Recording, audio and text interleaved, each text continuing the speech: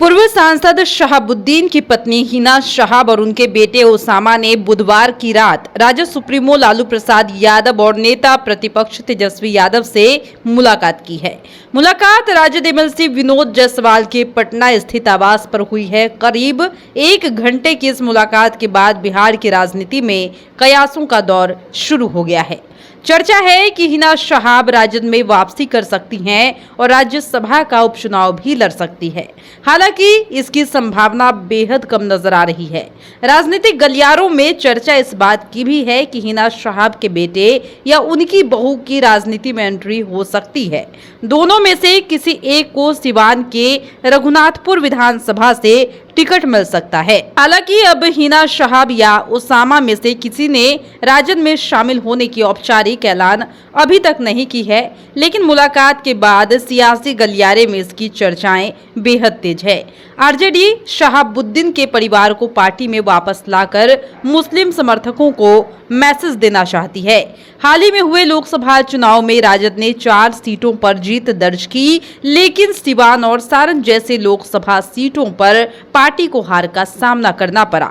इसकी बड़ी वजह लालू परिवार से मुस्लिम वोटर्स की नाराजगी मानी जा रही है।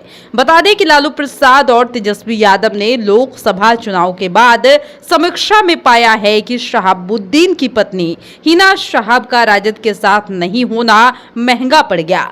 जानकारी है कि राजद को इस बात का दुख ज्यादा नहीं है कि सिवान से अवध बिहारी चौधरी जैसे पुराने नेता और बिहार विधानसभा के अध्यक्ष रह चुके नेता की हार हुई है, बल्कि इस बात की कसक ज्यादा है कि सारण में लालू प्रसाद की बेटी रोहिणी आचार्य की हार में हिना शहाब बड़ी भूमिका निभा रही थी।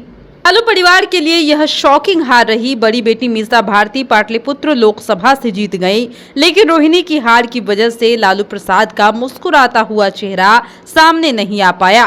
राजद इस बार सबक ले रही है। वहीं प्रशांत किशोर यानी कि नई पार्टी को लेकर सामने आने की बात कह रहे हैं। वो अपने संगठन जन स्वराज के जरिए विधानसभा चुनाव की तैयारी में जुट गए हैं। उनका बड़ा टारगेट मुस्लिम वोट बैंक है। लालू प्रसाद की पार्टी एमवाई की पार्टी मानी जाती है। इस लिहाज से इसकी आशंका काफी है कि मुसलमान वोट में वो सेंधमारी करे।